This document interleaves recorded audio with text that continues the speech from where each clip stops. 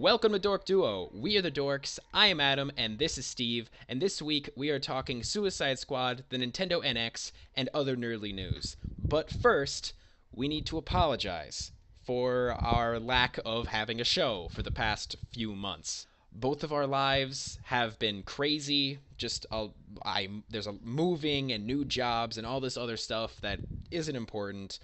The point is that we are back now, and we will be back for a long, long time. I don't plan on going away anytime soon. So let's just launch right into it with our late and a little bit shorter review of Suicide Squad. So it's going to be shorter than our usual reviews just because we are doing this like a month and a half late. So we're just going to give you a rundown of our thoughts on Suicide Squad. Yeah, so how about you start us off, Steve? It's just like you remember it, guys. It's just like you remember it. Exactly. It's just as stupid as when we used to do it, only now it's later. Anyway, so Suicide Squad. Yes. I saw it. Wow. Yes. Great. Okay, how about let's try a little bit of That's all I'm prepared to comment.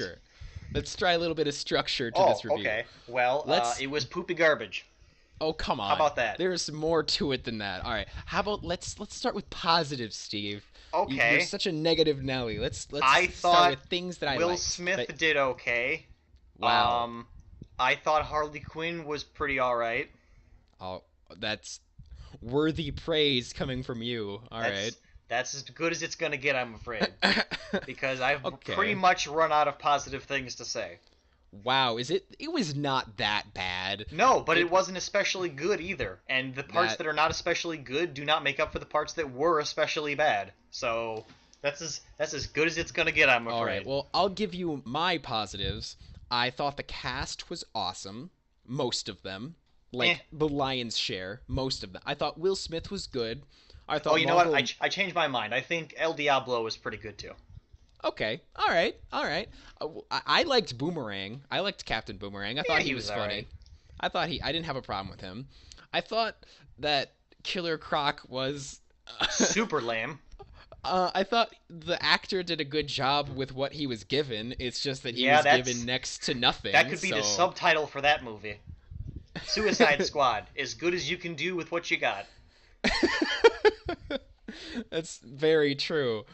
So Margot Robbie and Will Smith, I thought did really good. I liked both of them. Like you said, Diablo was also great. I thought Diablo was about as good as it got. Like, it was just like, yep, that Diablo had just enough screen time for me to care, and he didn't overstay his welcome, and he was just like, yep, good, good job. I'll stipulate to that. Yeah, like there wasn't much else to it, especially him. Would you like to move on to the bad things now? The action was pretty good. Adam, why are you trying to validate this movie? Because I want DC to do well, Steve. I want to give them props where I can. But how are they going to learn if you keep holding their hand? Okay, I'm not holding their hand, but I want to say one thing, and that is that the one thing that this movie does better than Batman v Superman and Man of Steel is I was entertained the entire time. There was never a point where I stopped caring. Maybe not enjoy. Maybe enjoy is the wrong word, but I was engaged the whole time. Okay. There were a few times your attention was grabbed the whole time. Well, there was a few times in Batman v Superman where I got bored because that movie was boring. It was long and there wasn't a whole lot of action. This movie didn't have that problem. Okay, it was basically all fair, action. I guess. Yes, it was a little balls to the wall, I suppose. So, hooray. Yeah. All right. So yes. Now we can move on to the negatives. Great. Unroll's okay. Christmas wish list full of bad things. All right. You can start us off. I'm gonna save the obvious ones for later. Like, the really big obvious bad problem things that I'm sure everybody already knows. So the first things that I thought was stupid. This is the smallest, most pettiest of gripes, but this is just one for me. And I told you about this one already, but the folks at home don't know. When Captain Boomerang opened up his jacket and the unicorn fell out, I didn't know what that was, and that was totally over my head, and it wasn't funny at all, and I didn't get it. And I it liked confused that. me. I thought that was cool. Okay, if you had been paying attention, we actually had a conversation about this. I'm just gonna give all the people at home the rundown on that conversation. You weren't paying attention and you didn't see in his like bio thing in the beginning that he had a fetish for pink unicorns. That was the joke. That was the bit. See, that's hilarious, but you can't drop the punchline as a visual and just expect that I read the joke ahead of time. I will grant you that I do think that they could have done something with it, like other than just a very quick text blurb, like that was there for 5 seconds. Like I agree that I will agree with you that I wish that they had actually said it instead of just having this one little text thing. But I still thought the joke was funny. What more do you need to know? He's a weirdo who likes pink unicorns and he carries it around. It's just a joke. I don't know why you're so. But it's only a you're joke. so If there's bent a out of shape setup. about this. That's all. That's just punchlines. You can't have just a punchline. Whatever. That's fine. That's Dude, the petty just gripe. screw your gripe. whatever mascot you said before. Just screw that. That should be the punchline. That should be the motto of this movie. Just the punchlines. Like that was pretty much all this movie was like a lot of like yeah, but without any of the setup to make it be like a real yeah. It's just kind of like okay. It's almost like I jokes see. aren't funny when you don't have setup, but I digress. Yeah. So moving on to the bigger gripes. Okay. Killer Croc was horrible. He wasn't Enchantress horrible. was He ass. wasn't given anything to do. Like he wasn't that bad. It was just like mediocre. I would say Killer Croc was mediocre, not bad. Just fine, not... mediocre. A bucket of wallpaper paste, whatever. fine. Okay. Enchantress All was right. terrible. Actually, that's not true. I liked the idea of Enchantress up until the point when she became the villain. Spoiler alert, because she was executed terribly. Dude, this movie's been out for like well over a month. We can just completely fine, spoil no everything. spoiler alert then. Screw everybody who didn't see it. Yeah, I agree. Katana was agreed. terrible as well. She had nothing to say. She contributed nothing to the That story. She will had absolutely no backstory, and she had way too much screen time for the lack of character that she had, which sounds surprising, but any amount of screen time was too much screen time for her because she might as well have been an extra. I completely agree with you on this one. I like Katana as a character. Like I think Katana's cool, but her inclusion in Suicide Squad was so painfully unnecessary that the movie didn't even bother to explain why she was there. She just showed up. Yeah, we got so one stupid. flashback later on trying to validate her reason for being here, and it's like, nah, dude. It was such a stupidly, poorly written, ham-fisted way of including another character. Maybe they just wanted to meet their diversity quota. I don't know. Yes, all I know they is that more they women just, and more minorities all at the same time.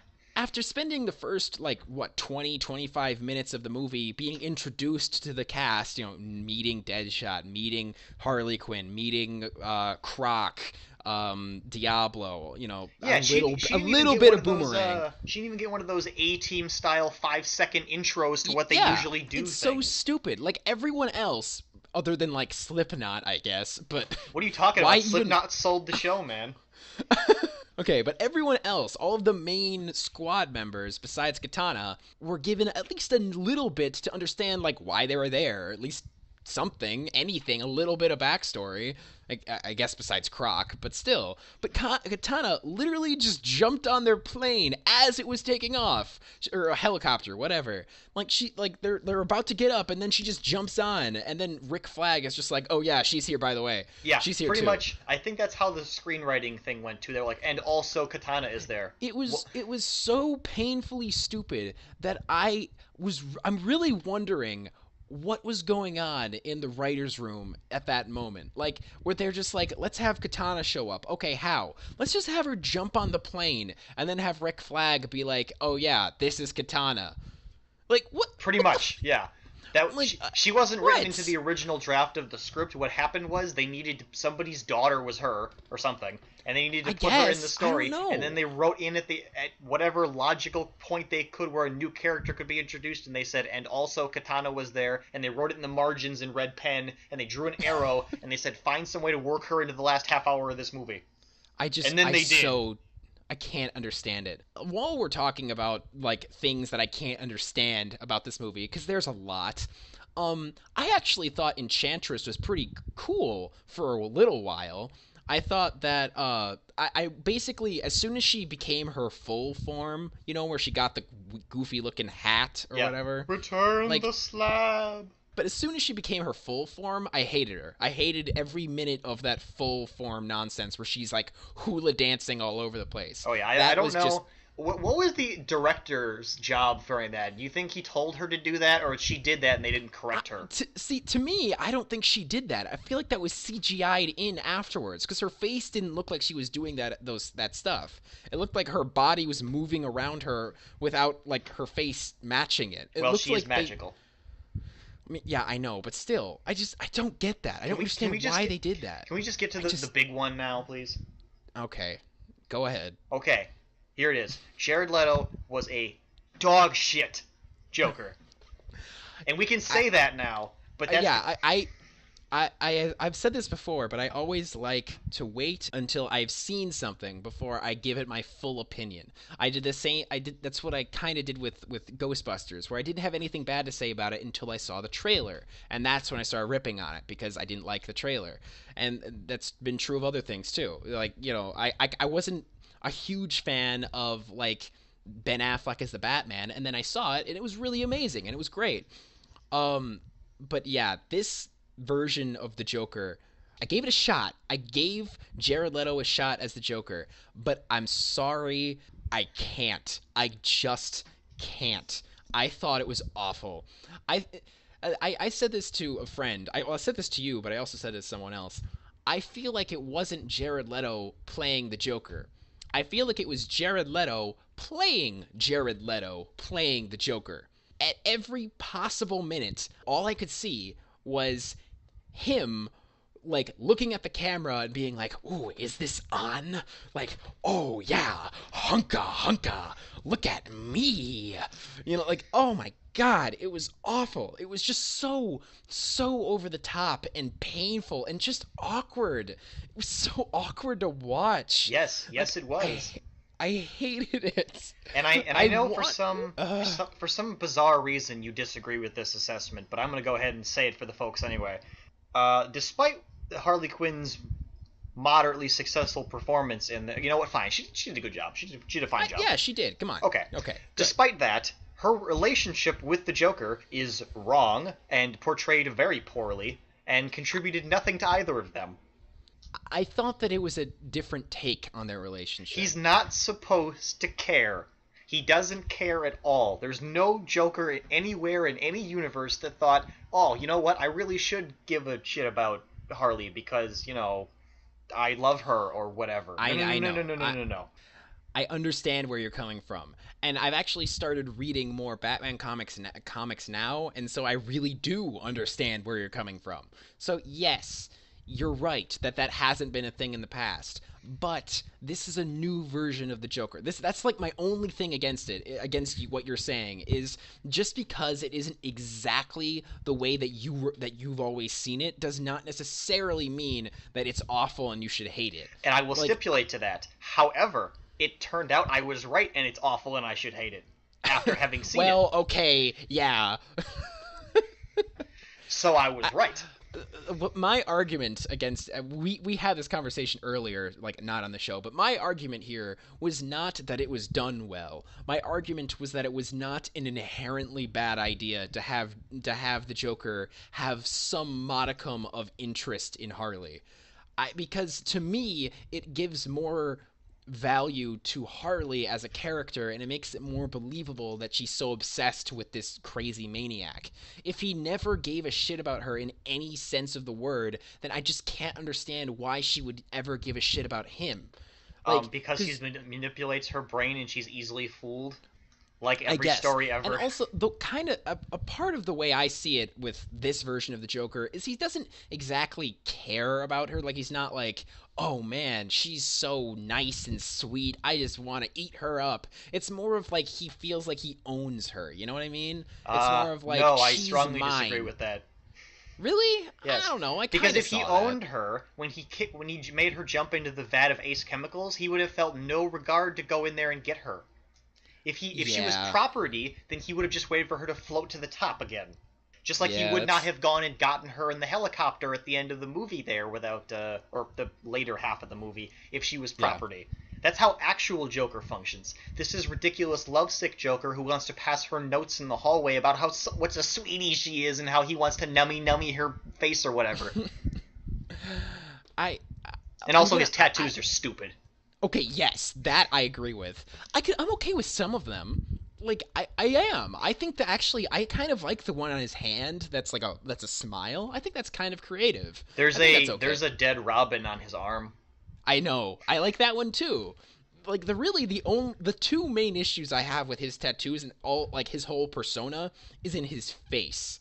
I don't like the damaged at all. I hate it more than anything. I wish so badly that they can just remove that in like later sequels or whatever. And I really, really hate the grills in his teeth. Yeah, I they're think stupid. They're just ugly and disgusting, and I don't think it fits well with his character. And it's so completely unnecessary. Like, at least with the whole thing with like him caring about Harley, that at least had a plot reason. He only has grills because they thought it would be edgy. Like, there's nothing to it. It's so stupid. Oh, I kind of thought they were God. fillings.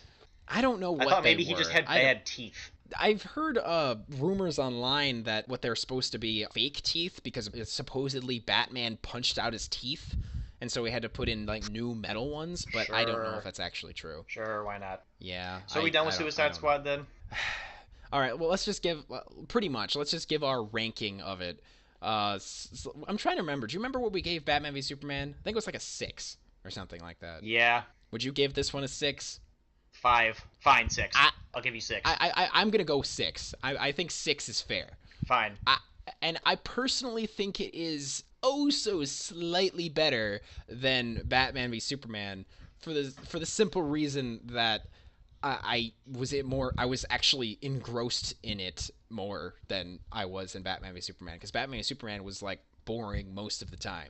Okay. Well, you heard it here first, folks. Batman v Superman is moderately worse than I give it the Suicide same Squad, way. which is only as good as a moderately satisfying bowel movement, and we called it.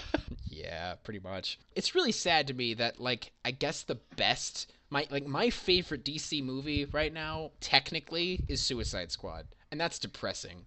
Like, I hate that. My favorite so far is the Flashpoint Paradox, the animated movie, which is We're way talking better. about the DC, and you have 3 options. You have Suicide Squad, Batman v Superman, and Man of Steel. We're talking about those 3. I don't want to pick from those. Well, too bad. Those are the ones we have. Why do I only get to pick from the runt to the litter when there's perfectly healthy fat pigs next door? Those are the DCEU, the DC Extended Universe. Those are the ones that are all in their own continuity. Fine, then I picked Batman v Superman only because of Ben Affleck, but I'm not happy about it. Actually, while we're talking about that, I thought Batman in Suicide Squad was pretty cool. I thought it was nice for the to time have him he was there. there. Yeah, I thought it was cool to have him there. I especially liked his scene with Deadshot. I thought that was really cool. Yeah. Anyway, let's move on from this. So yeah, Suicide Squad, absolutely a disappointment, which hurts so badly, but absolutely a disappointment. 6 out of 10. I Mildly really satisfying bowel movement, yes. I really, really want DC to do better because I know that they're capable of it, and that actually brings us right into our next topic. But do we know they're capable of it though? I mean, because you could say that after the first one, you can say, "Come on, you can do better than that." But once your kid loses 3 races in a row, you got to be like, well, maybe this isn't the sport for you. See, that's the thing is, okay, if I were to do like a baseball metaphor, like Man of Steel is like a single. It's like, it's serviceable, but it doesn't, it's not wowing anybody. It's just like, okay, single. Batman v Superman was a strikeout. That was just so much failed execution there. Okay. So much. Suicide Squad was a walk. Suicide Squad was just okay. That's actually what I was going to say, too. You barely managed to get to first base. Like, oh, so barely. And you know what another thing that really, really pisses me off about Suicide Squad? I just have to throw this out there. It has no reason to exist. I told you this already, but I'm going to say it again. There is no reason for Suicide Squad to be in this universe, at least not yet. There's nothing. There's no reason. it doesn't. It barely sets up Justice League. They should have done this like 5 years down the line. This should have been their Guardians of the Galaxy. This should have been the movie that they throw out there once things start to get stale, once things start to slow down, and we've already had like 2 or 3 Avengers or Justice League movies. But no, that's not what we get. That's not what happened. No, it's the third movie in this universe, which I think is such Adam, you're thinking in the Marvel restraint mindset.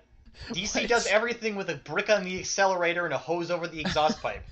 Yeah, well, that doesn't make it good. That doesn't mean I have to accept that. No, you certainly don't. Feel free to fight that. I'm just telling you, you're thinking in the wrong mindset. What you're saying is the main issue with the DC movies. They're doing so much so quickly and not doing it right. They're not doing it well. And it's so immensely frustrating. Which and takes I us hate it. right into our next news topic. Adam, take it away. Oh, yes. So, there is a Warner Brothers executive. I don't know his name. It doesn't matter. A Warner Brothers executive says they are, quote, right on course or better with their DC films. To which I reply, can I please get your drug dealer, sir? Because holy shit do I want what you're having. Like, seriously. What universe are we in right now? The DC universe. No. Like, I'm so frustrated with this because it's just like, look, even fans don't like these movies, at least not so far. Fans, including me, see potential in these movies. There's nuggets of brilliance hidden in there within all of the shittiness, but it's not out yet. It's not there. Now, is this guy talking about, like, where they're going from here? Is he feeling that positive about Justice League and Wonder Woman? Maybe. I don't know. All I know is that I am so irritated by this quote. I'd just like to point out that having a fan of comic books go into the comic book universe and then find out that it sucks there was Superboy Prime's deal, and he tried to destroy the multiverse. So cool. Very important. Sounds good. I didn't know that, but that's interesting. Yes, he's from our world. He's from real life. That's according to canon. Really dumb. And he went into the comic book world because he loves them, and then they sucked in there, and he tried to kill everybody. And there's an interesting parallel there to our world where all of the fanboys get crazy because these movies suck. So that means someone's going to have to just try to destroy the universe. And I'd rather that didn't happen, but it's just going to have to be the case. I do think there is hope. I think that there is hope for the future with these movies. I think that they can fix things. It's possible. See, Adam, I want to believe you, but I think you're just looking for a reason to believe now. Like, because these guys have given you no reason to think that. The Justice League trailer was good. The Wonder Woman trailer was good. I am really hoping that they can get a little bit of good momentum going.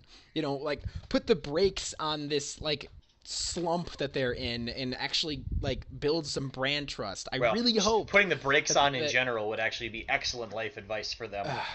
Yeah, it really would. Okay, whoever's writing the scripts for the DC I really movies. do think that there is hope and that the future movies can be good, but I might be being overly optimistic, but I don't care. That's what I think. That's what I hope. And that hope is all I have at this point, Steve. I get that you have a dream, Adam. I get it. I respect that. I just want you to dream smaller. Fair enough. Maybe hope for one of the good movies. Just one movie. They don't all have to be good, because they're not all going to be good anymore. Okay, I don't even care if they mess up Wonder Woman. I don't really care. That's not that big a deal to me. But just don't mess up Justice League. Just don't mess up Justice League. Oh my freaking god, do not mess up Justice League. Come on, you can do this. It's possible. Ugh. Okay, let's move on. Because otherwise I'm just gonna be negative all day. So no thank you. All right. Okay, so next up is a positive thing. I like positive things. That makes me feel good inside. So the CW is launching an app that is going to allow anybody to watch all of their shows for free. That is awesome. I love it. I love everything about this. That's pretty cool for CW there. Thanks, guys. The thing that's really cool about this is that it's just like broadcast television. Where traditional broadcast television, where all you had to pay for was $20 for an antenna, and that was it. Because the way that the the studios back then made their money was through ads. And so they give you content for free, but in exchange you have to watch ads, which is fine. And that's what CW is doing. They're like, well, you can watch anything you want on our channel, but you have to watch ads. And I'll tell you, I am more than willing to watch a few commercials so that I can watch like The Flash without having to deal with like waiting for it to pop up on Netflix. Like, Truth. Yes. Like, I mean, that's what Crunchyroll does, and I love Crunchyroll. Yeah. I don't use Crunchyroll very often, but I have used it a few times in the past. And yeah, it's the same thing. Non-brand sponsored episode name drop. That's what Hulu used to be too, but then they changed that, and I hate that, but whatever. I miss the days of Hulu being completely free. There was a time when that was true, but it's been... And I miss the days when my metabolism worked, but the world's an unfair place, Adam. Too true, Steve. But I really hope that more companies figure this out. Like CBS, CBS All Access with all their stupid bullshit with the Star Trek TV show. Make it for free, but just make me watch ads. Hell, I'll watch 5 minutes of ads if that's what you want. As long as I don't have to pay for it, that sounds fine. As a moderately related aside, when you watch your ads, do you prefer to watch a bunch of them unskippable in the beginning, or watch like 30-second piecemeal ones throughout the episode? No. Like a full 5 minutes in the beginning. Yeah, me way too. Better. Absolutely. Way better that way. That should be the default for all things. Anyway, I agree. So that way I can get the ads. I'll just walk away and make myself a sandwich or something. Yeah, exactly. And then I'll come back. Pop over to the internet on my phone for a while. But anyway, yes, this is a cool idea. I'm props CW for doing that. I'm really, really happy about this. I can't wait for the microtransactions. Oh, shut up. This is not like modern video games. This is modern television, which is now on the internet. It's different, Steve. Yeah, how about that, huh? No... Yeah, right? It's weird because we're actually kind of in a little bit of a way going backwards now. Yeah, in a way. It's kind of weird, but I love it. I like that. I like it. It's good. Okay, so next thing, and this is another positive thing, or at least potentially positive. There is maybe a crossover in the works between The Punisher and Agents of S.H.I.E.L.D. Because I think yesterday, or whatever day it was, when they did the Season 4 premiere of Agents of S.H.I.E.L.D., they had like this big press screening and everything. And then they brought in the Punisher showrunner, like the new show on Netflix, The Punisher show. And then they like kind of joked about how, you'll understand why he's here later in the season, which is really interesting.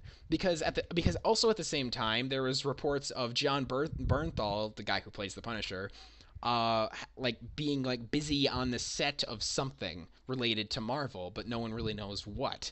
Like he could be filming the Punisher series already, but that doesn't seem likely because that would be really fast. So it's more likely that he was filming something for Agents of S.H.I.E.L.D., which is really, really exciting if that's true, because one of my issues with Agents of S.H.I.E.L.D. is how it's kind of in its own bubble universe, and it's actually a similar issue I have with the Defenders shows, is that like they're kind of just off on their own and there's not really a lot of crossover. But the Punisher and Ghost Rider could be on screen together. That's really exciting to me. I really want that to happen. Like, really, really bad. What do you think, Steve? Yeah, it's alright. Really? Oh yeah, I forgot that you like hate Agents of S.H.I.E.L.D. for some stupid reason. I don't reason. hate Agents of S.H.I.E.L.D., it's just not that interesting to me. And I will admit, I enjoyed the Punisher's performance on Daredevil. But okay. I'm looking at a lot of these Marvel shows now with through the lens of I don't care if they make these crossover things like at all. I will watch them, but I'm not ever going to be like, I need more of these, because I've made my stance clear on that. What part is already. Wrong with you, Steve? How can you not want more stuff that you like? Well, because who says that I like it? You don't like I enjoyed television? Daredevil, and I enjoyed Jessica Jones, and for a season there I enjoyed some of Agents of S.H.I.E.L.D. as well. But I don't need more of those things. I'm perfectly content with the ones I had. But because every time why don't you want more content, more of what you like? Adam, we're going to get more content anyway. I'd rather it be original than it be some sort of crossover spin-off nonsense. But that makes it feel like a more cohesive universe. It makes it feel like it's Agents of actually. S.H.I.E.L.D. is already not part of that universe, and the Jessica Jones Daredevil universe seems like its own universe too. So, I know it feels that way, but technically speaking, it's not supposed to be. well, then Like, they did a piss poor job of making it feel that way because I didn't get that memo at all. I understand that, but that's what they're doing right now. They're trying to bridge the gap between Agents of S.H.I.E.L.D. and the Defenders shows, which I think is great. They should do that. That sounds awesome. I really don't understand how you cannot like be interested at the very least. Like, this is our wheelhouse. It's what we like. It's what we enjoy. I understand that, Adam, but I can't. I don't know how many times I can make this clear to you that ice cream is great, but if it's all you eat, you're just gonna get diabetes. You're so negative. I don't get it. But It that's what drives the me people are crazy. here for, Adam. That's why they tuned in 4 months down the Yeah, line. that's true. It's your shtick now. You have to stick with it. I Yeah, mean, so it's I'll just just keep being the positive, upbeat one, and you can just keep being the your realistic negative, one. like, You got it, Adam. I'll be happy to stick to my guns for you. whatever. All right, we're Move gonna on to your next our hopeless delusion. Come on. This is not a delusion this time. There is an Assassin's Creed movie. Yes, Okay. yes, there is. So the Assassin's Creed movie will apparently have all of its scenes in the past, like the scenes in the Animus, be in Spanish. So there will be no Assassin's Creed Unity bullshit where it's like, oh no, they're speaking French. It's just that they all conveniently happen to have English accents because reasons. Like, none of that. No, they are speaking Spanish because they are in Spain, and that is the language that they should be speaking. And Michael Fassbender knows how to speak Spanish, so why not do that? I think this is a really cool thing. It makes it feel like it's like I'm actually there. It like helps with the immersion. It makes it feel more real. I think this is great. Let me guess. You think it's dumb or you think it's weird? Am I wrong? Boy, you know me so well, Adam. Let me go ahead and break down for you why that's stupid. First of Great. all, I didn't go to the movies to read a book. I'm not there to listen to subtitles. I understand that the movie's also dumb because there's almost no back in time scenes, which is the only reason anyone would go to an Assassin's Creed movie. Besides you, of course, but you're weird. So not only are there only a couple of cool back in time assassin related scenes in the Assassin's Creed movie, but they're all going to be in Spanish, and I have to read the bottom 4 inches of the screen, like I'd have to do for subbed anime. And I'll bring it up again. I didn't go to read a book. I like to be able to enjoy my visual medium, visually, instead of having to, read the bottom. You can enjoy it visually. You just won't understand what they're saying. Well, that's not any good either. You know, okay, But it I makes it watch feel more dubbed real. anime because I like to be able to listen when I watch. I don't want to have to choose between one of those things.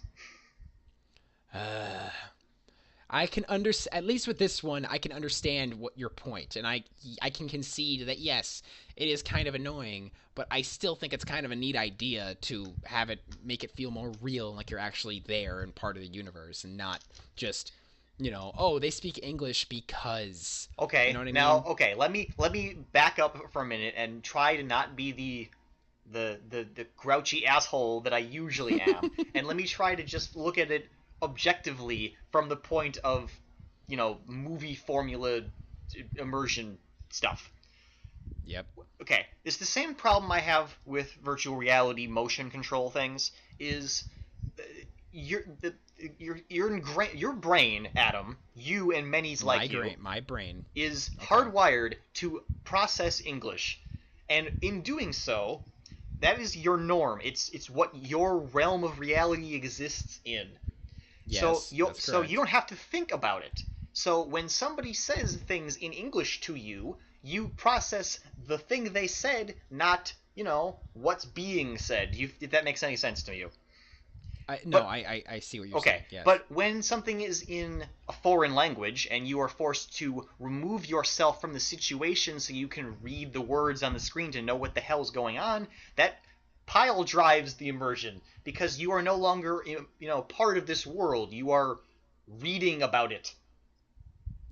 It's like if every conversation you had, argument. somebody had to, okay, to just totally hardcore bring this back around. What if MLK's "I Have a Dream" speech was delivered in Swedish, and he handed out sticky notes with it written to everybody on it on the outside on the way out of the building. Wouldn't I that have see been what you're dumb? saying.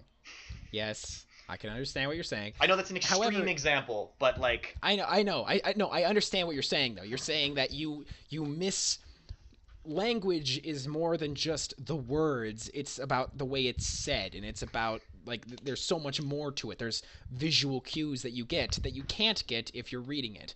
I see what you're saying, and I will admit that you have a fair point. I still think it's an interesting idea to try it this way. If it doesn't work, that's fine. They can change it for the sequel. All they have to do is just say, "Oh yeah, we updated the Animus software, and now it's in everything is translated in English." okay, well, Like, if they do that, then props, and then I have no problems anymore. yeah, I think that it could work, and also I think that judging from this, I'm willing to bet that there won't be a whole lot of dialogue in those past scenes. It sounds like it's mostly going to be like an action kind of a thing. But that almost seems sillier then. Well, Because, why? well, okay, He's an assassin. He's a man of action. What? Why does he need to I, like I have understand a giant he's a man on a mission, monologue? but like he doesn't need to have a soliloquy every time he stabs somebody up. But like if there's nobody explaining anything to you, what the hell is the point of going back there and reliving the memory? Oh, I mean, they can explain things in a visual manner without dialogue. No. But I mean, like, if nobody's talking to him in his past self, why did he need to go relive that memory? The point of going and reliving the memory was to, like, get the experiences and the information and junk. And if nobody's talking to you, all you're doing is watching a guy stab somebody in first person We mode. don't know why whatever his name is in the future is going back in time. It could just be that he's going back to find a piece of Eden. Which would be hard to do if you don't talk to anybody. Well, not necessarily. His past self could, like, do a bunch of cool action scenes and then find a piece of Eden in some temple or something without a whole lot of dialogue. He could just stumble upon it whilst parkouring around the joint. This kind of stuff visually without having to say it. It's like, okay, there's a common thing in film to say it or to show it, don't say it. And they can do that. They can show it instead of just explaining everything to you and just having a bunch of that's fair. exposition thrown your way. I'm concerned, is all. I will admit that I am concerned, but I'm also intrigued.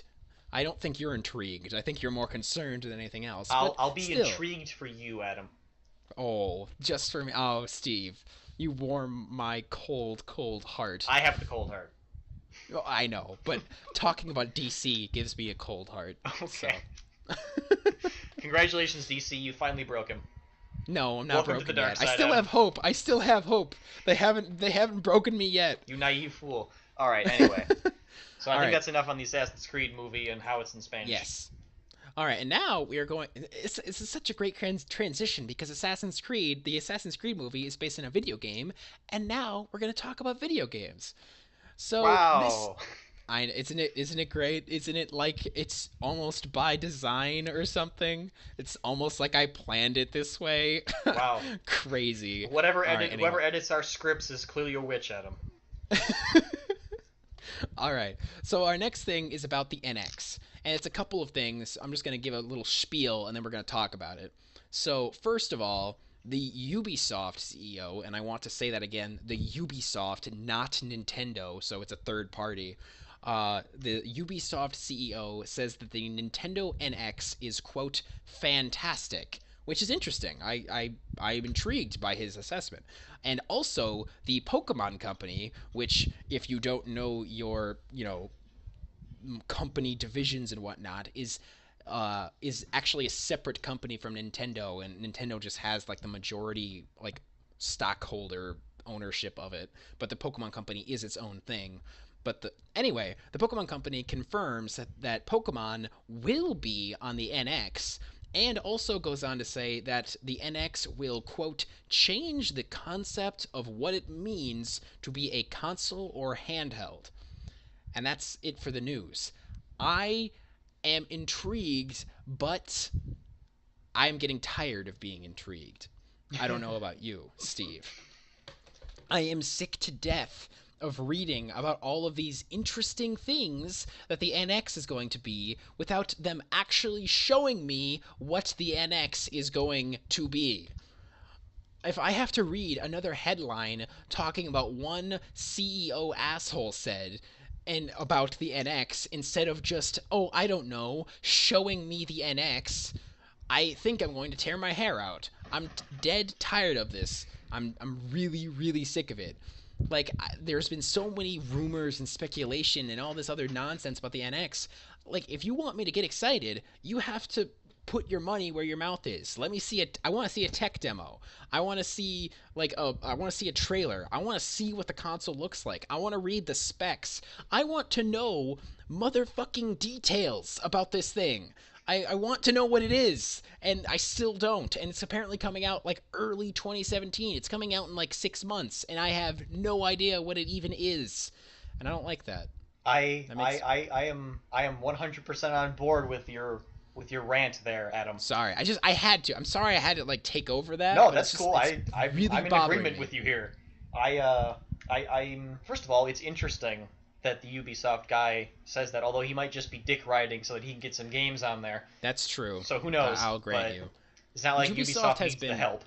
Ubisoft has been pretty nice to Nintendo in the past. I mean, not like really nice, but like I know that they made like Zombie U, excuse me. So like Ubisoft is one of the few third-party companies that actually have made games for Nintendo. So that's good to know, I guess. Mm-hmm. And I'm glad to hear that it's good, but I agree. I would like to have some proof that it's. I would like to know what's so good about it. Yes, I completely agree. Because the whole comment about it, redefining handheld console nonsense or whatever, that's a great thing to say, but really that's something that requires some explanation. Yes, it does. I really need more. So, is it a console and a handheld at the same time? That's a really interesting idea. How does it work? Yeah, does it even work? We've known about the NX for I think over a year now. We've known about its existence, and we still know pretty much nothing about it. Nothing substantial, nothing concrete. There's more rumors. Rumors aren't worth shit. Yeah, there's like those pictures of the patents that Nintendo got for all those possible controllers, but I mean that doesn't tell us anything. Yeah, exactly. That's exactly what I'm talking about. It's like, no, like that's interesting, and I'm intrigued by this, but the time for me being intrigued is done. They should have shown it to me by now. I would like to know what it is, please. Yeah, you made a good point. If they want you to get excited about a product, they do kind of have to show you it at some point before you buy it. Exactly.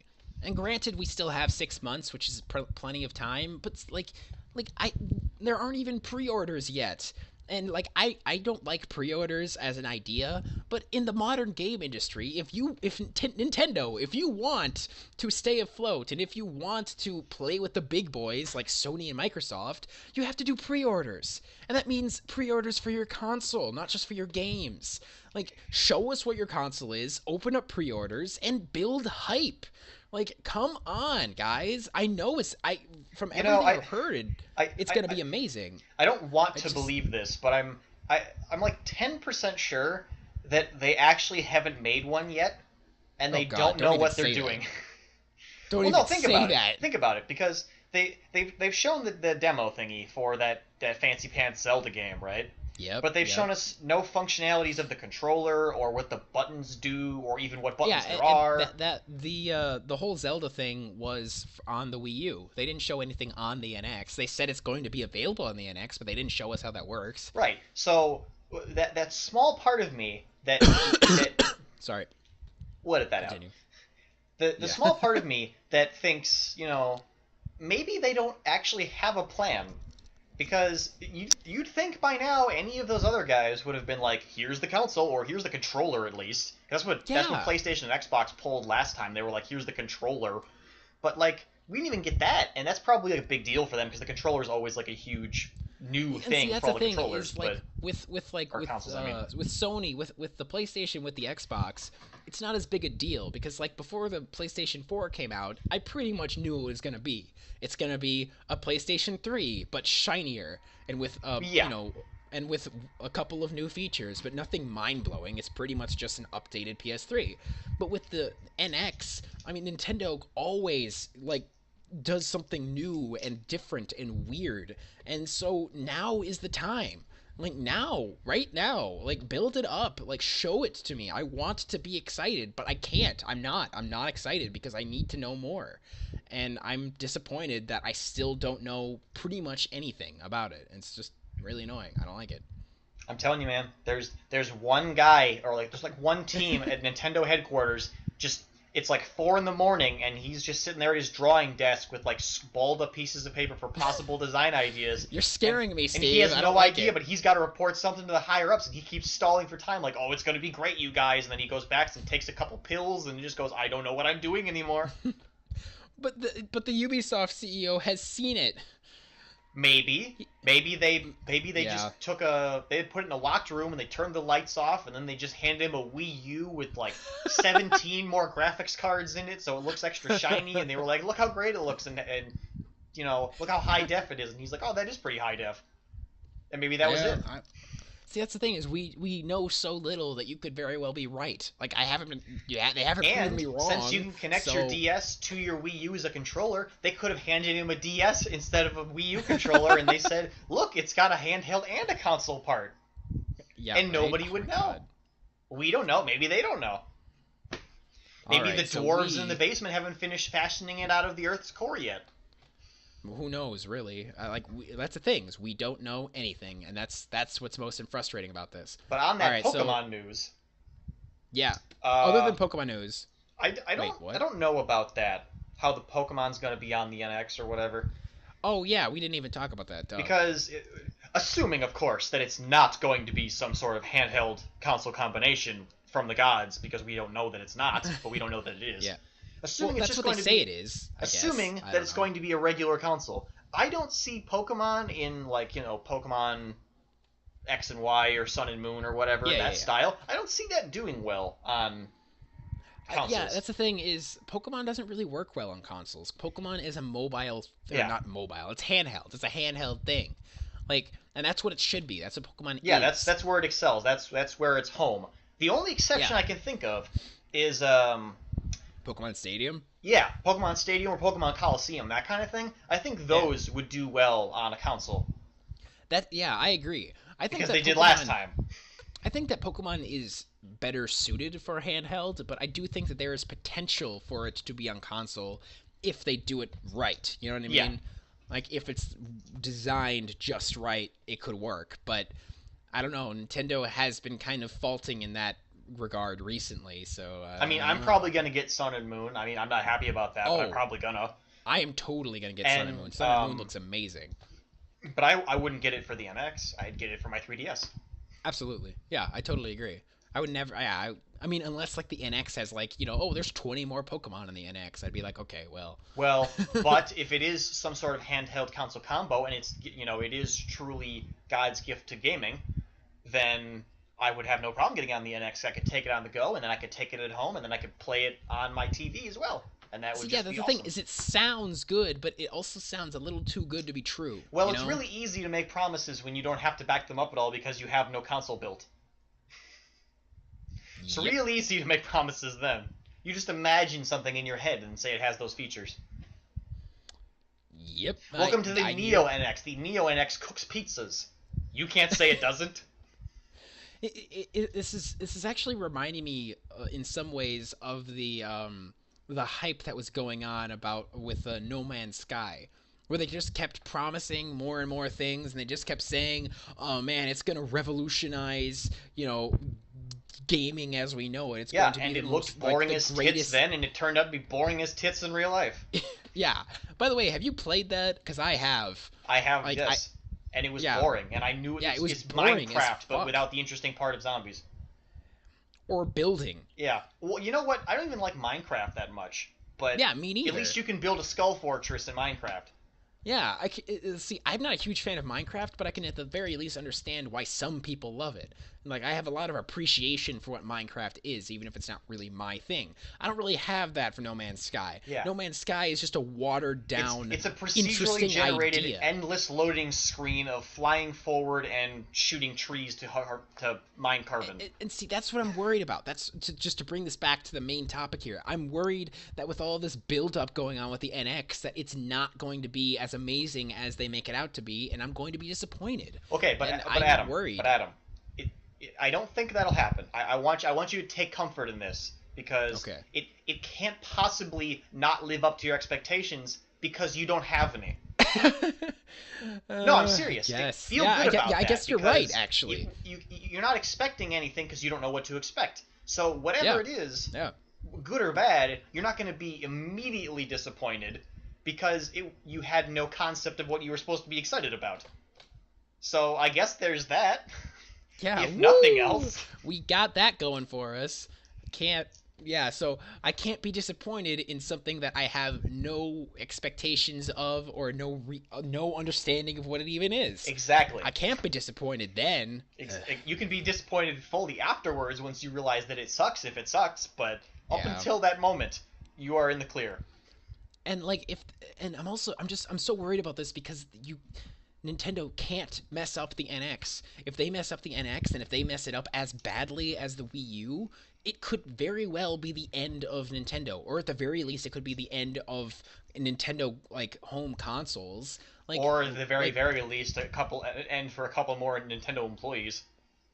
Yeah, definitely. It's just you guys don't have the luxury of messing this up. You can't. You have to nail it, and I'm worried that you're not because you're not showing us anything. Yeah, Nintendo, everybody's already laughing at you on the playground because you're sitting in the corner playing your bassinet or whatever with your headgear on. You gotta come out and show the bullies what for, because this is your last chance. Yeah, it really is. I'm just so worried about this. Okay, let's move on to another piece of video game news. So actually, this is another thing we know next to nothing about, which is great. That's the theme of this episode, I guess. Stuff can't be confirmed. The episode. Yeah. Let's name it that. So Death Stranding, that really, really intriguing and weird game they revealed at E3. Oh, is this the thing with the baby? With naked crossbow guy from? Yeah. It's the naked Norman Reedus from Walking Dead. Okay. And he's holding a baby or whatever. Yeah. Yes. It's that. That game. got me excited. I was super into this game from day one. Because nothing says really? wicked sweet gameplay quite like naked guy on a beach with a baby. Wait, are you being serious simulator. or not? Are you actually excited for this? No! Okay, I'm just checking. I just want to be sure. I wasn't sure for a second there. I'm not excited about anything, Adam. Where have you been? I forgot. I forgot for a second. I thought you might be human. I forgot that you are in fact a robot who doesn't have feelings. Anyway, talk about your babysitting simulator. Anyway, Death Stranding will apparently be out before 2018, and it will be an open world third-person game. Oh, and it will have co-op too. So okay, basically, it will be the gate, any game released after 2008. Every game nowadays is an open world third-person game. Wait a minute. With at least most big AAA games. Let me roll back because this is important to me. When you say co-op, do you mean split screen? We don't know. They haven't said. We know what I said to you is all that we know about the game. We have that one trailer. We have been told it's going to have some form of co-op, and we've been told it's going to be third person and open world, and we've been told that it's going to be out before 2018, and that's it. That's everything that we have. Okay, that doesn't really. Yeah. I don't know any more than I did before. Other than it's fast approaching. Well, the thing that's weird about this is that it's coming out before 2018, so that means sometime next year, which is really, really weird because most of the time these kinds of games take 5 or 6 or 8 years to come out. I mean, the first time anyone saw The Last Guardian was 12 years ago. Except for all those trailers they show at E3 all the time. Yeah. By the way, I didn't include this, but did you hear that got delayed again? Yes, I know. It doesn't even faze me anymore. I kind of want this game to be delayed forever. I kind of want it to never come out. I want this to turn into the next Half-Life 3.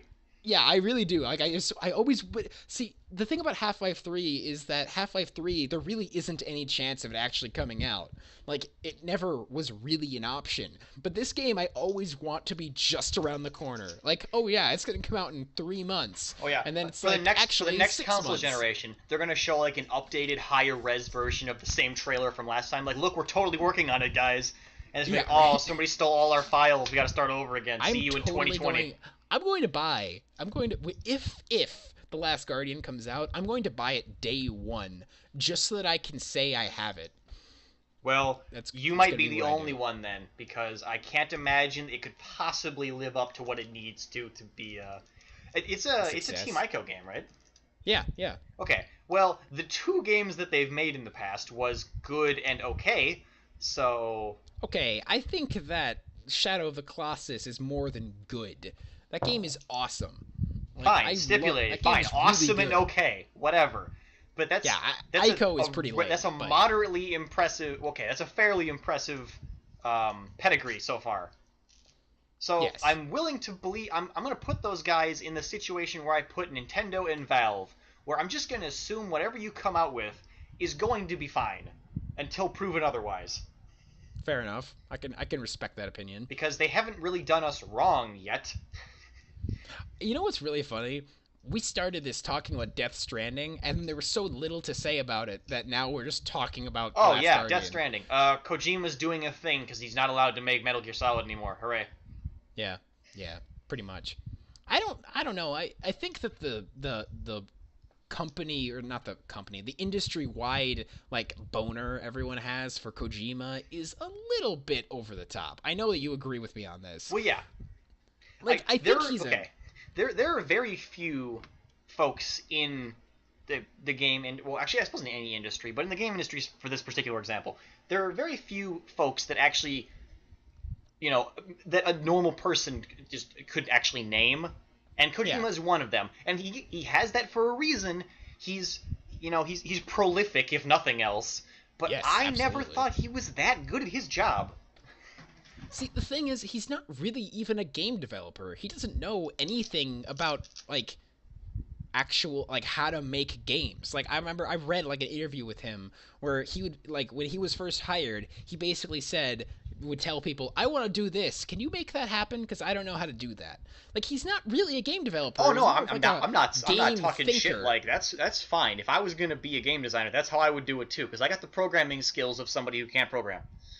I was stuck for a metaphor, but good metaphor. Yeah, I don't know that he doesn't deserve it, but he gets a lot of. I think he just got a lot of attention because of how Konami kicked him to the curb.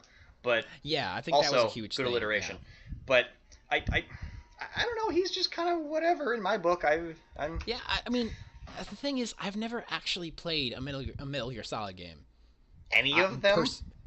I played Ground Zeroes because it was free. What, the $15 demo? Yeah, that one. Or the $40. I'm sorry, the $40 demo. I played that for about 3 hours, got bored, and never played it again. Okay, see, that's the thing. I was a fan of Metal Gear Solid 5. I think that was a really well executed game as far as gameplay goes. I mean, it's still dense as all shit because Hideo Kojima writes like somebody who has never actually written a story and had it proofread before, Yeah. But, like, I think execution... But I think that's more to do with his team. I think it's like what you said. He says, can you make this happen? And some really talented people made it happen. Yeah, I agree. That's left the thing. To his own devices, I don't think we would have any good games out of him. Yeah, he's just an idea guy. That's all he is. Yeah, he's crazy. He's kind of smart. Like, he's certainly smart and intelligent, and he's a good, like, designer. And he likes anime. And he what? He likes anime. He has to. Oh, yeah, of course he does. You gotta look at those stories, man. And he also really, really likes women in scantily clad clothes. Yes, he does. Yes, he does. But of course, who can throw stones in that department, Adam? Not I. Not I. All right, so that would be it for our news. Um, do you told me earlier before we started the show that you do not have a humble I opinion do not. for So here's this actually the week? dealio for the folks at home. Um, I think we're going to switch up humble opinions now. We're going to make that only when we actually have something relevant to say. Because it might not have seemed like it, but we actually we kind of had to force ourselves to come up with things to talk about for those. Yes, So I before, think if yeah. we just stick to, hey, I saw an interesting thing, or hey, this is maddening and I want to talk about it, kind of thing. That we'll reserve that for those situations instead of making it a weekly segment. We'll still do who to win though, because that's easy to fake. But Yeah. the humble opinion, Shh, that's shh. specialer. So we're gonna. Yeah, I do have a humble opinion personally Okay. because I did watch something recently that I kind of want to talk about, but it's also something I can't really talk about with you because I know you won't watch it. So What it's a is it? good thing for it. That would be Agents of Shield, the Ah, season yes, you 4 told me that premiere. already. Yes, I did. I did warn you that I was going to talk about it. So I watched the Adam, Agents of Adam, Shield. Adam. You didn't What? say in your humble opinion. Okay, fine. In my humble opinion, the first episode of season 4 of Agents of Shield was good. It was solid. It Cool. was Thanks for joining us, fine. everybody. Like, well, Seth, what's the thing is, like, it didn't really blow me away. Like, it had some really strong moments. Like, okay, Ghost Rider was awesome. And I'm really glad that they didn't hold back. I was worried they were gonna like have him be like a teaser at the end of the episode, like you see like him without the flames for like 2 minutes and then that's it, you know. But no, not at all. You saw him pretty substantially, like several times, Which Ghost and he Rider is it? looked. Oh, it's Robbie Reyes. Oh, okay. They didn't want to Yeah. go the Johnny Blaze route like No, Nicolas Cage. it's been too tainted by Nicolas Cage. They can't even touch that with a 10-foot pole, so they have to go the Robbie Reyes route. Though it does bother me. I have to just have a quick small gripe about this. Okay, so they call him Ghost Rider in this. They call him Ghost Rider, right? Yeah. Like people like he's like a somewhat well-known vigilante at this point, and like people in his city. I don't remember what city it is. I think it's L.A. Know who he is. They call him the Ghost Rider, but he's not a Ghost Rider. He's a ghost driver. He is in a muscle car. He doesn't have a motorcycle. So why? Wait, what? Who called him? Well, that's Robbie Reyes doesn't drive a motorcycle in the comics. He drives a muscle car. Like he doesn't have a Oh, all right. motorcycle. I must have missed that Now, one then. now, see, the thing about in the comics is in the comics, Ghost Rider, like the idea, the name Ghost Rider was already a thing. Everyone already knew who Ghost Rider was. So when a new one showed up, everyone just called him the new Ghost Rider. You know what I mean? Yeah. Like it made sense. But with this one, he is the first Ghost Rider, as far as we are aware. We've never in the MCU. We've never heard of any other Ghost Riders like in this universe. Yeah. So why the fuck are they calling him Ghost Rider when he's not riding anything? He's driving. Like if I was Because driving Ghost down Driver makes him sound like he's driving a cab. but if I was driving down a street in like a pimped out muscle car, no one in their right mind would ever call me a rider. Like and Adam, even if there was if you had a flames. Lolo, you'd be Ghost riding your Lolo. I don't. Sorry, this is a small thing that bothered me, but whatever. So Ghost Rider was awesome. I really liked the actor who was playing him. I really like the special effects. I love his design. I think he looks really good. But everything that didn't have Ghost Rider in it in this episode was kind of weak, which hurts me to say because I actually really like Agents of Shield and I really like these characters. But like, there's this whole thing with like this like you don't know who all this is about, but like Fitz is like making a robot with this other dude, and like it's like an AI kind of a thing, which I don't. And he's keeping it a secret from Gemma, which I hate. I hate like that a lot. Who is And Gemma? like Gemma is Simmons. Oh, Do you know who Simmons is? okay, yeah. Oh, by the way, Fitz and Simmons are dating now. They're together. Who would have saw that coming? Yeah, crazy, I know. Hey man, that was a long time coming. They didn't do that. They didn't get together until season 3. And man, I cried tears of manly joy when they finally did get together. It was amazing. Still not as good as Naruto and Hinata, but whatever. Go on. I will grant you that. But man, Fitz is my favorite character in this show. I think he's excellent in the show, but I don't really like his storyline so far. This whole thing with the AI is dumb. Also, at the same time, Daisy or Sky, she's Daisy. She's being annoying because she's still feeling all guilty because she got brainwashed in last season. And she feels all guilty about it, which is obnoxious, and I hate it. And she's like off being a vigilante, which I don't really care about. And I don't know. It's like the Ghost Rider stuff was so good, and everything else was just kind of like, yeah, it's okay, like it's fine. It exists. Yeah, it exists. I don't completely hate it. I just think that they can do. I think that they can do better. Like I kind of want them to just kind of wrap up this whole Daisy being a vigilante thing, so we can actually get to the good stuff. Like I want to see Ghost Rider actually interact with other people besides Daisy. I want more Ghost Rider. I want Ghost. Sounds like you just want a Ghost Rider show. Yeah, kinda. I kind of just want a Ghost Rider show, and I'd watch that. Because the thing about Ghost Rider being in Agents of Shield is he's kind of just derailing their show. Like he's not.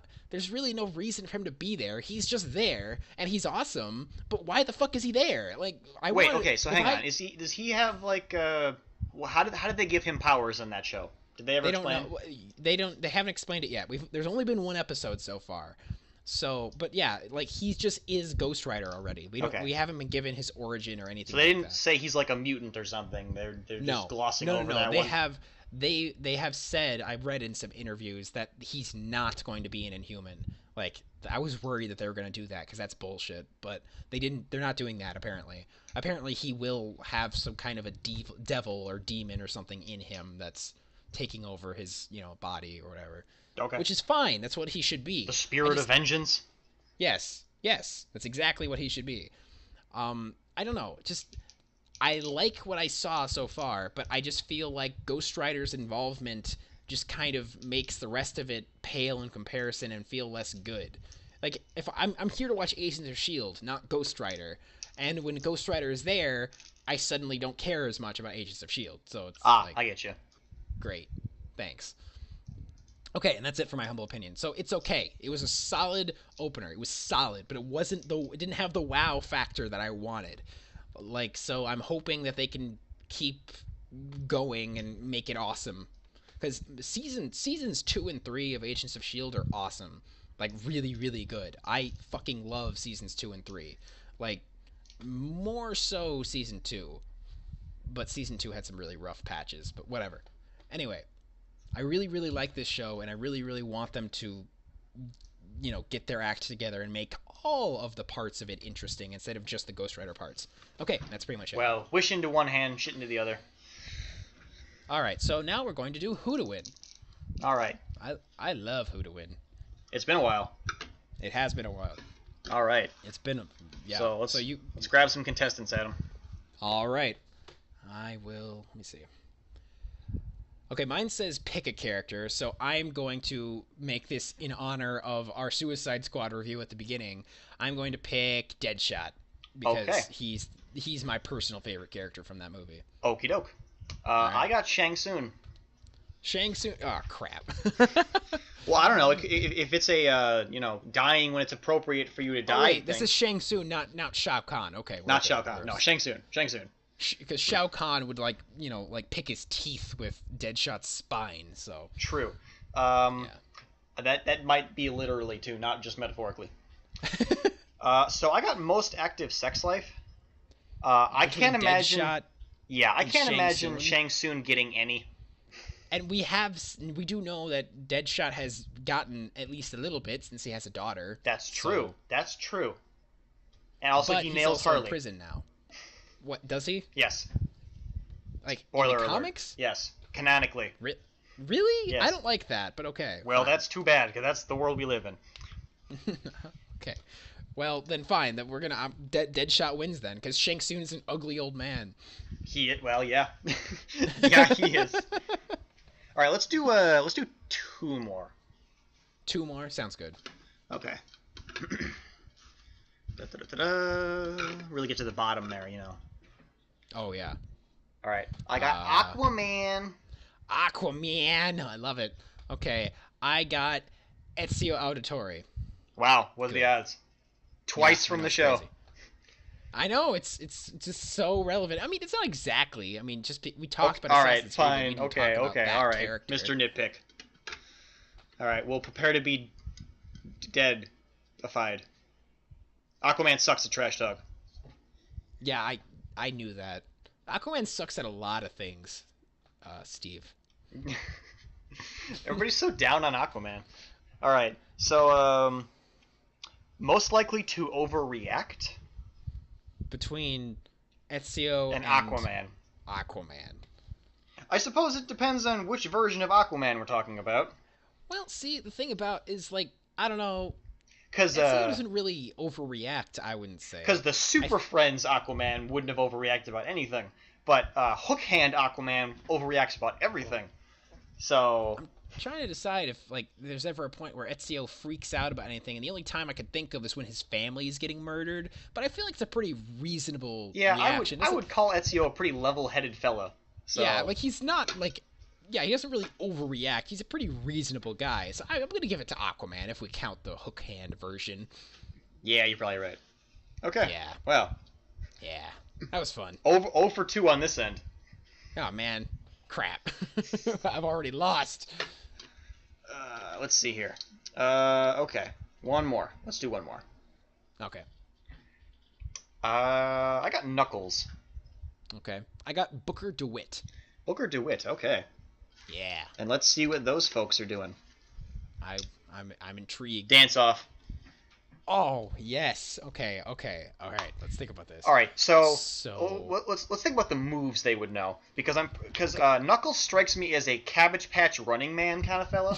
You know. I mean, he doesn't know anything else. Yeah, pretty much. And like all Knuckles really knows how to do is run and punch stuff. So, but I don't think if Booker DeWitt was to dance, it would probably be some sort of 20s old-timey dancing. Like, yeah, 30s or whatever dance. Does he know the Charleston or something? I guess theoretically. But the thing about the 1920s is dancing was pretty prevalent. Like that was a pretty common thing for people to do. But Booker does not strike me as a dancing sort of lad. Yes, but it is reasonable to assume that he is at least familiar with dancing and he should know the basics of it. But would he win a dance-off, though? Well, I'm just saying, he at least, like, he should be competent at dancing, and he has all kinds of crazy powers that he could incorporate into dancing. Okay, well, throwing crows does not make you a good dancer? Actually, none of his powers I can think of making him good at dancing. I'm trying to think of all of his powers. I haven't played the game in a long time. The only one I can think of is he'd use possession to make Knuckles bad at dancing, or to possess the judges so he wins at dancing. Yeah, that's true. But that's cheating, so I don't know if we can count that. No, yeah, I wouldn't say that we can count that. I don't know, though. Like, why? For what reason would we possibly think that Knuckles is a good dancer? Like, we don't have any reason to believe that he is, but he's a cartoon character, and cartoon characters are inherently good dancers when it comes to dance-offs, because they can all do the Cabbage Patch, the Running Man, and the Coffee Grinder. 3 of the most important dances in all of human history. Oh my god. Okay. I don't know what Booker would be able to do, but I imagine it would not be, stylish. Yes, that's true. Or flares. Booker isn't exactly a stylish dude. He's kind of like a... He's a no-nonsense sort of guy. Yeah, he's like a no-nonsense, like, bare-knuckle brawler. Like, the kind of guy who's like, who just gets the job done. Would you mean a bare-knuckles brawler? Oh, God. But that's the thing, is, like, he doesn't really... I would never really think of, like, Booker being like, oh, yes, let's dance, unless he was, like, required to or something. Like... Yep. I'm thinking this is pretty safely a Knuckles win. Ah, fine, man. You win all 3? This sucks. I lost the first 2. What are you talking about? What? Wait. What are you talking about? Oh, no, wait. I suppose Aquaman did actually win that one, didn't he? Okay, so I won 2 of them, then. Because Shang Tsung lost the first one. Oh, yeah. Wait, who did I pick in the first one? Oh, yeah, Deadshot. Yeah, Deadshot did win. Yeah, you're right. So, cool. So, I got 66, and you got 33, and those are both failing grades, so nobody wins. Well, no, you won over me. It's like 2 out of 3. Like, it's like, 2 for 3, you won 2 for 3. Okay, so all right. If it was rock, paper, scissors, you would win. Okay, good. Ooh, rock, paper, scissors. I'll have to make that one of the challenges. Oh, that's a good one, actually. Okay. All right. Well, that puts anybody without hands at a disadvantage, or people with a certain Yeah. number of fingers gone. Yeah.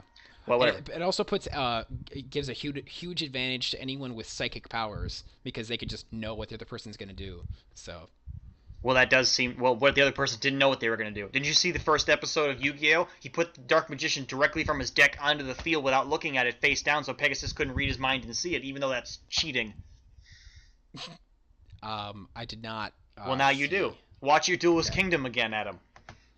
No. Okay, so that will be it for this episode. We will be back next week. I wish so badly that I could say that next week we're going to be reviewing Luke Cage, but we won't because at that point it'll probably have just come out, so we won't really have the opportunity. Oh yeah, speaking But of which, so we don't actually know what day this is going to go up. So whatever day this went up, that's probably the day they're going to go up from then on. oh yeah, that's Whenever we decide to actually put this first one up. a good point. Yes. So I don't exactly know when it's going to go up, but it will go up, and then from then on we'll just keep on trucking along. So yeah, and in 2 weeks we will have our Luke Cage review. But So look it's two forward to people, that. whatever. So yeah, look forward to that. So that'll be it for this episode of Dork Duo.